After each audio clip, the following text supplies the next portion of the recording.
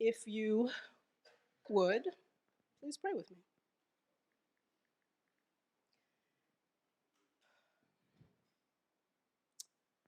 Lord and giver of life, thank you for moments of high worship, moments where we get to lean in to an experience of praise, some of us that is deeply, deeply personal, and some of us who are just learning about. But thank you that this is a community in which you are truly making us into a new humanity and breaking down the dividing wall.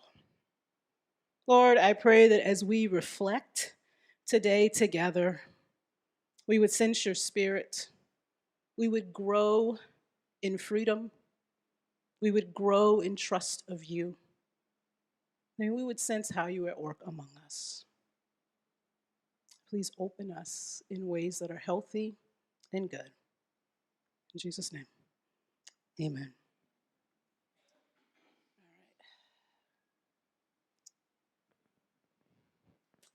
Here, in this here place, we flesh.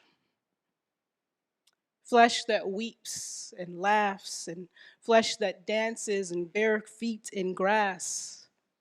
Love it. Love it hard. Yonder, they do not love your flesh. They despise it. They don't love your eyes. They just as soon pick them out. No more do they love the skin on your back. Yonder, they flay it. And oh, my people, they do not love your hands. Those they use, they tie and they bind and they chop off and they leave empty. So love your hands. Raise them and kiss them. Touch others with them, pat them together, stroke them on their face, because they don't love that either. You got to love it. You. And no, they ain't in love with your mouth. Yonder out there, they will see it and break it. They will see it broken and then break it again. What you say out of it, they will not heed. What you scream from it, they do not hear. What you put in to nourish your body, they will snatch away and give you leavings instead. No, they don't love your mouth. You got to love it. This flesh I'm talking about here, flesh that needs to be loved.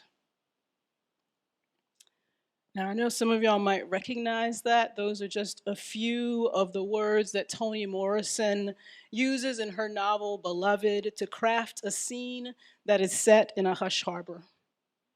And if you've been around me, if you talk to me, you've been around this church for a little bit of time, you know that for me, this is a foundational way of understanding community and Christian gathering. In the scene, Morrison's character, Baby Suggs Holy, an African American woman, goes into the woods and creates this intergenerational space of unity and healing and dignity that is far outside, that is yonder from the plantation gaze. She does it for her own people. She makes this distinction between the place that they are in, which is one of love and embodiment, and that is out beyond the dominant culture's ways of economically exploiting others in creation and politically dominating everything around. Baby Suggs Holy reminds the people who gather to grow in aliveness, even as the systems around them and the culture around them produce everything except life. And then what Toni Morrison has crafted in those pages has become, I think, probably the best known depiction of a hush harbor. And I said this a little bit last week, but just to put it simply again, hush harbors, sometimes called brush arbors, were these sanctuary spaces that enslaved people in the South created outside of the morality and ethics of the plantation. Black folks would slip off into the woods or into ravines or into cane brakes or swamps or wherever was hidden. And they would talk and they would sing and they would dance and they would find themselves and know themselves as holy. These gatherings, these hush harbors were completely illegal and unsanctioned. And yet there are these places in which Black folks, in deep mystical relation with nature and with their own African rituals and spiritualities, discovered a God that was different from the one they were encouraged to believe in on the plantation. And probably, y'all, what awes me most is that these were people often who couldn't read or write. These were people who were considered immoral, innately inhuman, and they discerned together the God of liberation and the Jesus of crucified people all over the world and the spirit of freedom. Last week, as we began Black History Month, we started to talk about these hush harpers. And I suggested that in light of Western Christianity, and the way it has created disciples that are obsessed with power and dominance, that we have to find different models as a church. So using research on hush harbors that a group of folks down in North Carolina have been doing, we started looking at marks or qualities of a liberating church. What characterizes these kinds of churches? And last week I talked about the quality of fugitivity and holy deception, this ability to steal away, to use the words of a Black spiritual. And I suggested that a liberating church will always have like a fugitive mindset, this way of being that is transgressive. And it's always outside of business as usual systems that keep us communally and individually from aliveness. So today, what we're going to do, we're going to shift to our second quality, and that quality is Sankofa. Sankofa is part of the Adinkra symbol system of the Akan people. If you've ever been to Ghana, you might be familiar with some of these symbols that might come up in a second. Yeah, those are some of them. And a translation of the concept behind Sankofa means it is not taboo to go back and fetch what is at risk of being left behind. It's symbolized by a bird flying forward with its head turned backward and carrying this egg in its mouth, which represents the future. So this morning, instead of one person, you may have gathered this, instead of one person proclaiming the word, we're going to discern together what Sankofa means by having some communal proclamation. In a second, I'm going to invite up members of our Black affinity group to come forward. And my invitation to you is, this is going to be a little less formal way of proclaiming, and yet I encourage you to be open and to discern what the Spirit is saying. So Anselm and Antonio and Lisa, if you want to come up.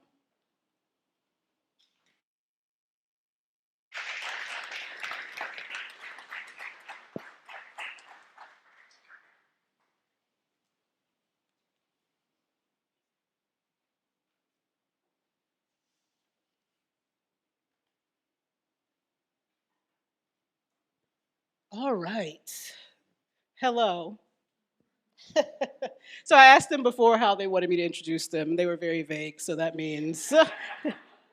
So I'll just say a few things. So, and you could also, before you talk it and say your first comment, feel free to say your pronouns as well. But just want to introduce Anselm, who actually started, I had forgotten that, the Black Affinity Group. So give Anselm a hand, has been around the table for a number of years. We have Lisa. Lisa, hello. Hi. And I hope I can say this, but breaking news is that Lisa is our newest co-director of Justice and Compassion. Along with all that happened, that was amazing up there. And then we have Antonio.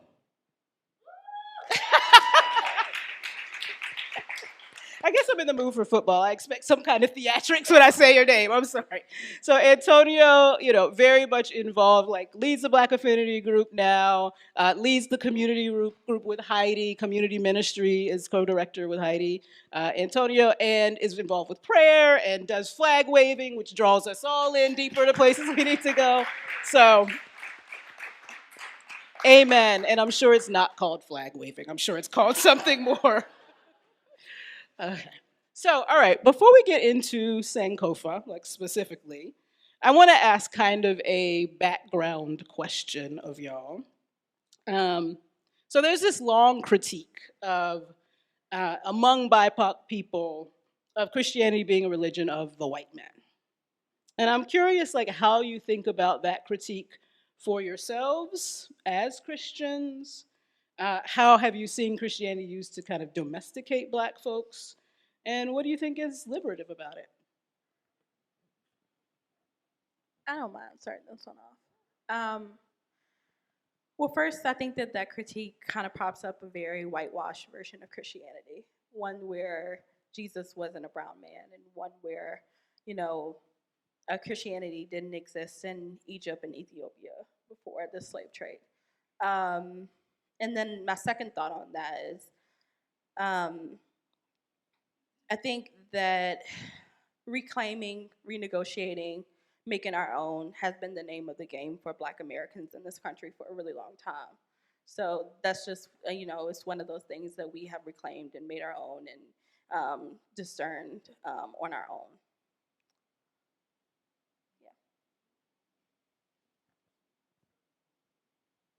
Oh, this is going to be a polite panel. I see that. Okay, y'all going to be real polite. Okay.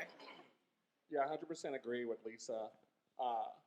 Especially when you think about like our current worldview in terms of Christianity is a European adaptation.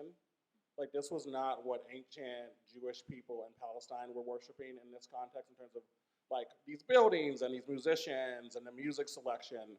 And so I think it's sort of inappropriate to cede all of like the history of God to white people.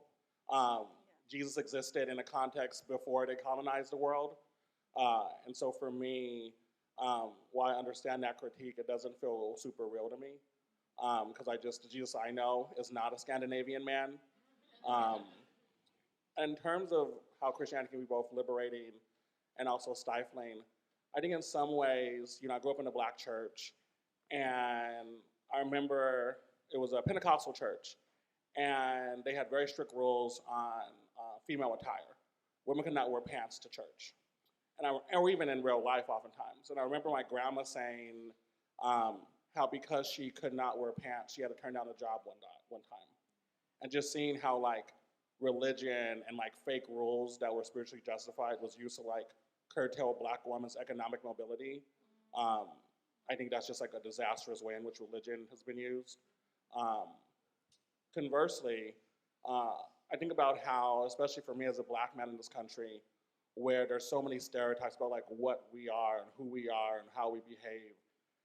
I think for me, having a God who says what is true about me, having a God who says that I am whole, that I am not, filthy or criminal or, all the things that the world will try to ascribe to me in my Blackness, that's not what God calls me.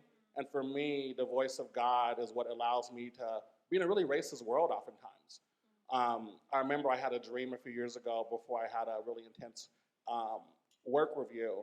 And in the dream, I was getting this really intense review from these partners at this law firm. And in the dream, I told them, what you're saying about me is not true because God does not think that. And for me, that is what Christianity is for me. It's like letting the voice of God define me and not a broken world.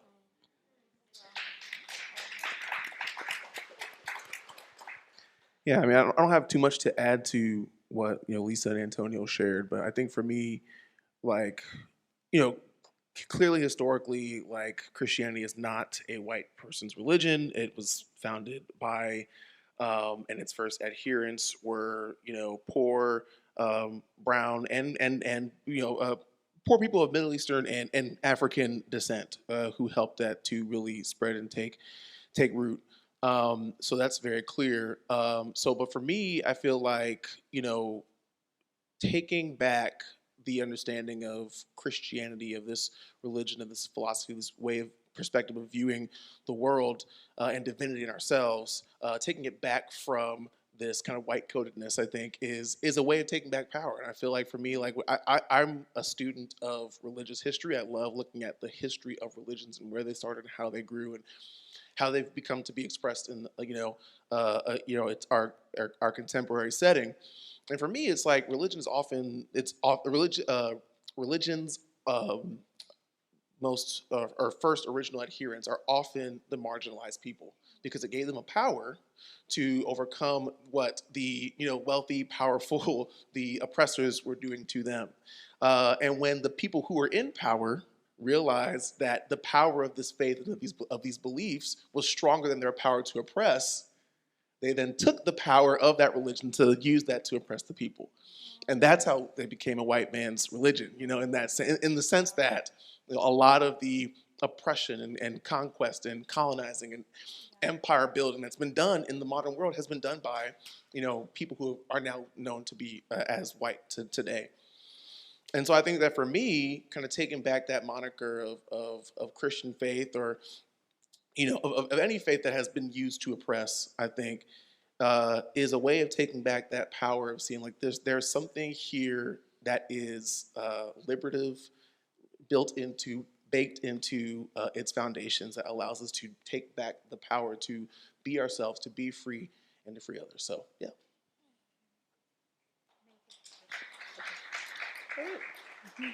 I knew y'all were going to do this. Okay, so good. All right, so let's turn to this idea of Sankofa. And I'm curious, like, what do you, we can even make this personal too.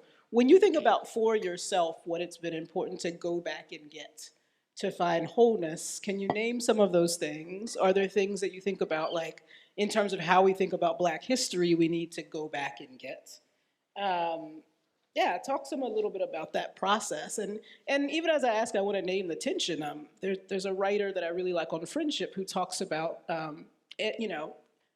the going back to the past and names that often for Black and brown people, going back, we want to go back to lineage. And often, sometimes for folks who are white, we want to get away from lineage. And how do you also talk about that? So anyway, just curious, like how has Sankofa showed up for y'all, showed up in terms of how you think about Black history? I can start.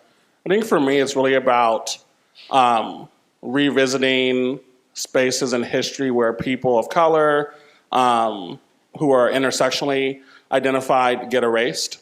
In Okechi's prayer, he mentioned Bayard Rustin, who's a close confidant of Martin Luther King. And even as a Black American growing up in this country, I hadn't really learned about him until the last few years because he was queer. And many of the civil rights leaders were Christian in the Black church. And so that was a stigma. And even his advocacy almost got curtailed because there's rumor that him and MLK were consorting in ways that were deemed ungodly. And just thinking about how many other queer people who are Black have been in a movement who just were never highlighted in this sort of struggle. It was also really interesting. The March on Washington had its, I think, 60th anniversary last year. And one thing that was noted is that in the original one in 1963, there are no women who could speak on the platform. It was all Black men and white men. And just thinking about how Coretta Scott King and all these other women led these movements and just were never given their due.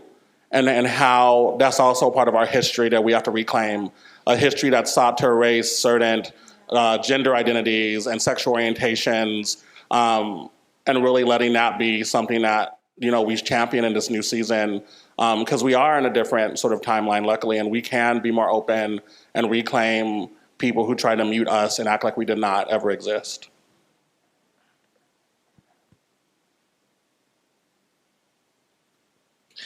I can share something real quick. I think that for me, kind of thinking about, Black history in the context of Sankofa is, I think a lot about, for me, I've been on a journey over the past 2 years, almost, of trying to kind of redefined what Blackness is. I feel like, to many Black people, I'm sure here in the audience here who may have grown up being called an Oreo, like myself, well-spoken or whatever, often being called Black on the outside, white on the inside, and I always would question, well, what does it mean to be Black? What does it mean to be white? And why is it, et cetera? So I've always been constantly thinking about that. I feel like over the past few years, I've really been, have found some great ground to kind of build and grow a new understanding of that. But I feel like for me, like a lot of that is divorcing Blackness from what Black people do, because so much of Black people's relationship to our country is based on our functionality, because that's what it was from the beginning. It's how are we functioning and serving and the building of this nation. And so I think a lot about like Black History Month. It's a lot about the accomplishments, what Black people have done, And I think those are important. But I think what's important about history in general is that it's not just about a mark of what people have done, but it's what that says about who we are because of what we've done, or maybe even how what we've done it spurs off from who we are. And so I think that for me, and how I tie this to even just like my faith is, building or reading my faith less in what am I doing to be a Christian, and who am I being and how's it impacting what I'm doing, And so when I think about this in the context of Blackness, I think that there are so many things about what is a part of the essence of being people who are descended from, an African identity that saw a lot more oneness in the world, that saw a lot more, that placed the community and the collective above the individual. These are the things that saw that, whose way of being and seeing the world is completely at odds with what our society has become, which is rooted in, again, capitalism and production and exploitation. Those things are constantly at odds with each other, the essence of Blackness, and I think where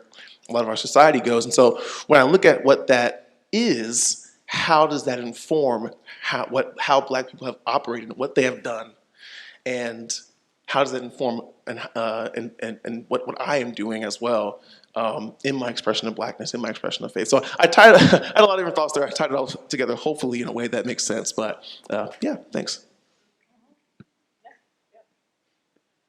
All right, so when y'all think about Sankofa also personally, are there particular ancestors that come to mind for you? They can be people you are literally connected to, or people that are just your ancestors in spirit.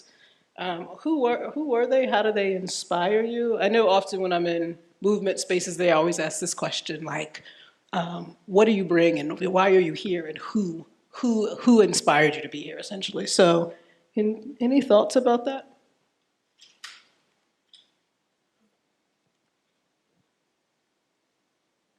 No, I can start again. Good answer. Okay. You don't have to. Yeah. I think it would be for me, my late grandma. She passed away in 2021 at the age of 94. And just her presence in my life was such a radical intervention of grace. So she was born in Conroe, Texas. And she just grew up with a lot of racism and sexism, and it didn't make her bitter. Like, she stayed hopeful.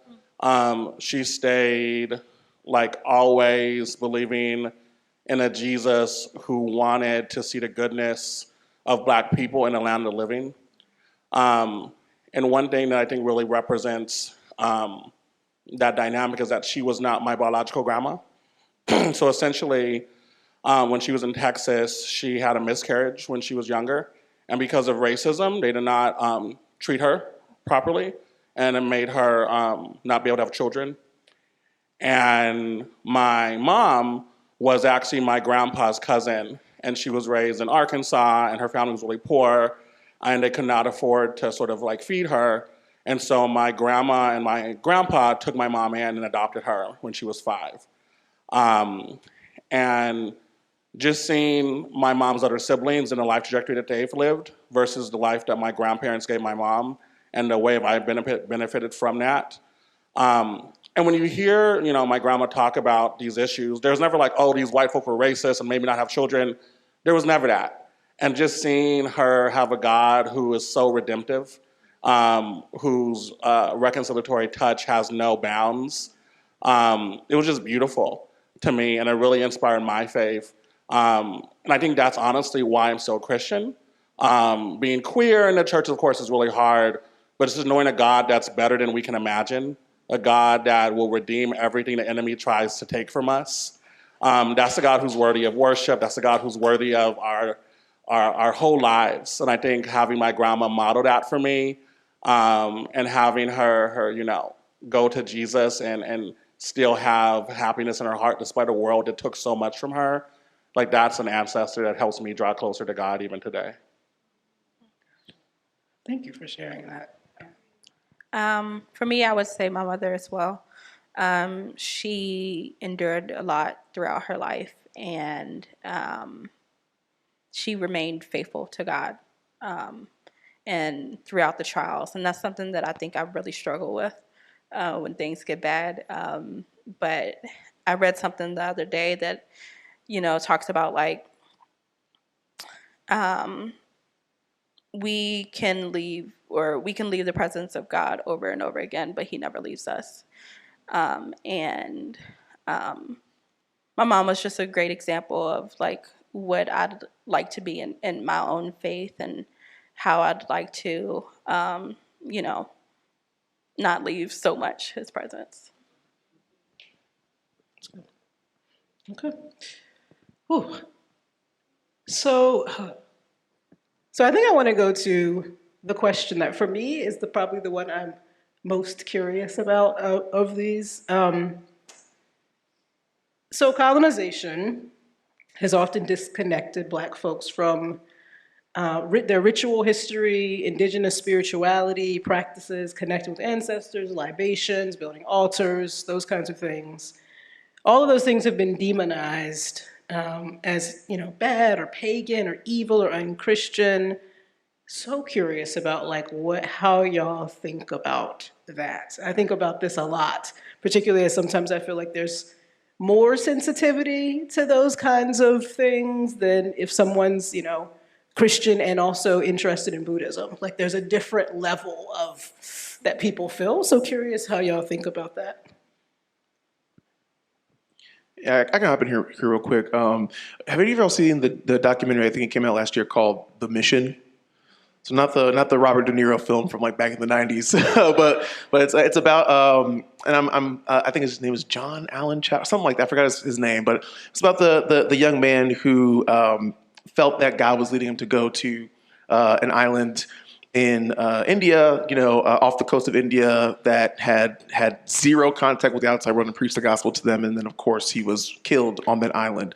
And it was a huge deal back in 2018 when this documentary came out here. And I remember I watched it a few weeks ago, and I had a hard time watching it because I think, I feel like this is a room of people who, have some sort of like religious trauma or something like that. It might trigger some of that if you're watching that back, especially if you kind of, grew up in an evangelical kind of mission-minded kind of type of place.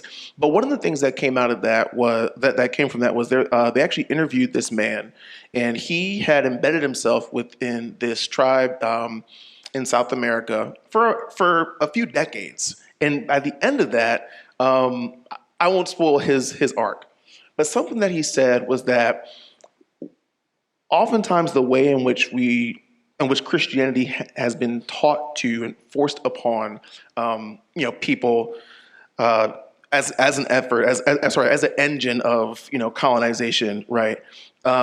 It leads these people to become. He said they become more suspicious or superstitious in ways that they weren't superstitious before. And what's so interesting about that to me is that I think that a lot of things that are called witchcraft or paganism or voodoo or whatnot are said to be things that are kind of are superstitions in a way, and yet these things were not always seen that way, or part of that spiritual practice. And so, I don't know. I think about that. Sorry, I kind of lost my thread here. Where am I going with that?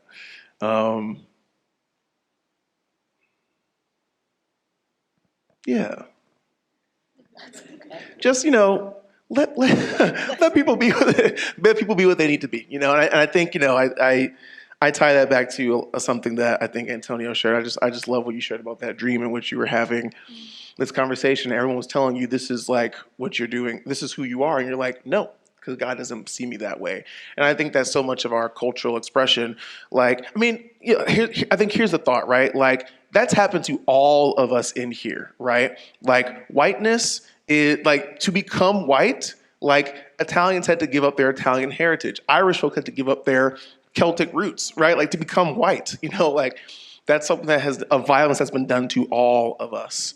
And so I think that this aspect of Sankofa that can be very liberative for us is, looking past the superstition that was given to us to find the things that are elemental to who we are, that can really inform who we are moving forward as well. I also think it's interesting because so many things that like a white colonial mindset will see as antithetical to Christianity, I think is oftentimes not sort of viewed in that lens when you're talking to people of color. For example, going back to my grandma, super Pentecostal, tongue-talking, Bible-believing, like anti what they call the demonic. But let me tell you, she had this thing with my little sister, right, where when the moon was like small, she would cut my sister's hair. And so as the moon grew, she said my sister's hair would grow. And I was like, this isn't in the Bible, but I'm okay with it. That's right. And like, I wish you would have called my grandma pagan. She was like, what are you talking about? And so I think there are just so many things that like the white gaze makes you suspicious of that has just always been in Christianity. Like Christianity has always been a syncretic religion. I think we just forget because of its like, Roman, Greek Empire affiliation, that all that also wasn't in the original toolkit either. They're just older things that we've grown to accept, like, all the pagan holidays that overlap with our Christian holidays, like all these things that are just need to be valid and normative because they happened 2,000 years ago and were by European adjacent people versus things that happen today by people of color that are seen with suspicion because it's new to like those communities at least in a way that I think creates just like an unfair bias. Because I think that like the God of the universe can only come through like a drum and a guitar, and that there's all these other rituals that are just like either benign or non-helpful. Like tell that to our ancestors who like found God in these hush harbors through these things, right? Yeah. Okay. Yeah. Mm-hmm. That was it. Sorry. All right, I'm going to ask a final question. Before I do, for all of us who may want some scriptural hooks for this, I'm going to give a couple of places to consider, to take home, to reflect on. So the first one is just Genesis 50. I love thinking about this idea of going back and getting and carrying forward. At that last chapter of Genesis, Joseph dies, is passing away, and he says, when you get to the promised land, because you're going to get there, like I know you will, carry my bones with you and bury them. And so I think when we think about Sankofa, one thing to consider is like, whose bones are you carrying? Like, who are you taking with you as you make your journey with God?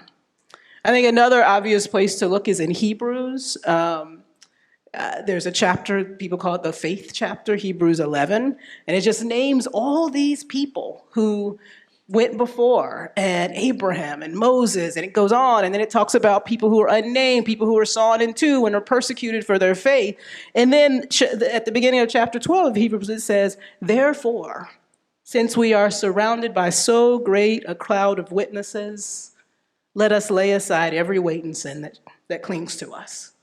So, and run the race. So again, this idea of and it is a long chapter, it's because of them that we can move forward. And then the last one I want to point out is just in Mark 9, this story that's often known as the Transfiguration. in which Jesus is revealed in his glory. The disciples, three of them that are with him, they don't know what to do. They're like, I don't know what's going on. But in that moment, it's important to remember that Jesus appears with Moses and Elijah. So again, there's this connection to Jesus being situated in the full history of his own people in the moment when it's most clear that he is God. And I think that that also ties us to Sankofa. So my last question is just, are there scriptures y'all think about with Sankofa? And when you think about kind of the good news, what do you think that good news is for Black folks and that Black folks and Black Christianities have to give to the wider church? What is that good news that you want to leave us with? For the first part of the question, I think just the story of how Jesus lived his life. I, of course, think that the incarnation and the resurrection are both miracles, but the way that he lived his life, I think sets an example for me on especially who I'm serving, who I'm hanging out with, who I stand up for. And then the second part of your question was, how does that good news reshape the church? yeah, well, I would give a different answer for what I think the good news is. I think the good news is that we all have inherent worth. And I think that this is something that Black people were able to discern for ourselves without anyone else telling us this, anyone else, and just knowing this, just having this knowledge of it without any logic or any proof or anything like that. The proof is that we exist. And I think that is something that the church, Christianity, the Christianities have not always practiced well. I think that God's love has sometimes come with conditions. And I think the more that the better that we can practice God's love unconditionally, inherent worth, the better we can serve each other, the better we can love each other, the better that we can love ourselves. And it just creates a lot of implications for better theology, I think.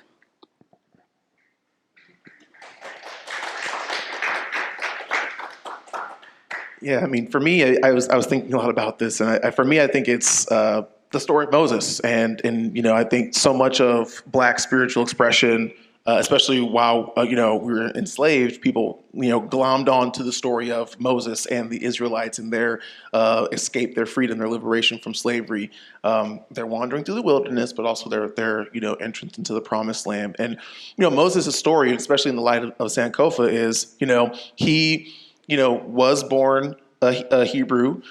He was taken into the Egyptian house of the Pharaoh's daughter and raised as an Egyptian. And it wasn't until he went back to his roots and understood who he was as a Hebrew that he realized that what he was raised in, the system that he was born into, that he had no choice but to be raised in as an Egyptian, was oppressive, was inhumane, was not of this God that he had just kind of learned about and connected with, and it motivated him to go out and to begin this work of liberation. And I think that for me, that's something very similar. I think an example of this I'll give to you all to read for later. Zora Neale Hurston wrote an awesome book called Moses, Man in the Mountain, where she kind of takes this story, recontextualizes it through a kind of a Black spiritual lens. I think it's really great to look at that. But yeah, I mean, I think that for me, that the good news about, I think the good news that can be found in Black spiritual expression, especially Black spiritual expression of the Christian faith for the church as a whole, it really rests in what Lisa shared here is the shared humanity that we all have because of our sharing of the divine image. I think that it's any sort of doctrinal belief or that seeks to divide people, or that seeks to say that that seeks to put some sort of bar for someone to attain to in order to become a member is not of God. It's not of this idea, this concept that we all share in this divine image. And so I think that is a gift for all of us here. I think who have all kind of escaped, who have all stolen away for the most part, from places where that was not something that we experienced for so long. And we have a great opportunity to kind of, build that here, and hopefully to share that with, other branches of this Christian faith that, don't have that lighter understanding of liberation that we get to hopefully share here. So, yeah.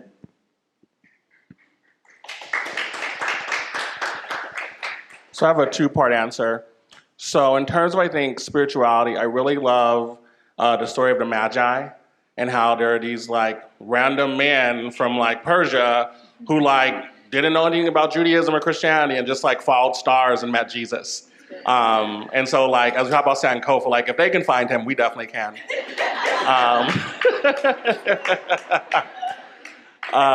And then on the second part about sort of I think for me more Black culture, Black church, when I was younger, my parents divorced, and so I have a number of half siblings. And when I got to college, I started talking to my white peers, and they would say stuff like, "Oh, my half sister," and I was like, "Oh, interesting. I just say sister." And the notion of family being a foundation that's based on relation and not any other label. Wow. I think for especially as a church like ours, as multi-theological, if we're trying to be a community based on the same ideas, we're not going to be a community. Yeah. Our community has to be based on us having a commitment that's relational and not theological. Mm-hmm. That we are all a family who's seeking to live out a more beautiful gospel. But if we have different ideas, that's fine. Because that's not what we're defined by. Family is not defined by having the same ideas. It's defined by a commitment to being in life in unison. And so for me, I think the Black community and the Black church does a good job with that. And I hope that can be a broader message that gets, integrated in our church as well. Amazing. Okay. Yeah, keep clapping them up. Keep them clapping them up. Thank y'all so much for being willing to do this. That was word. So thank y'all so much.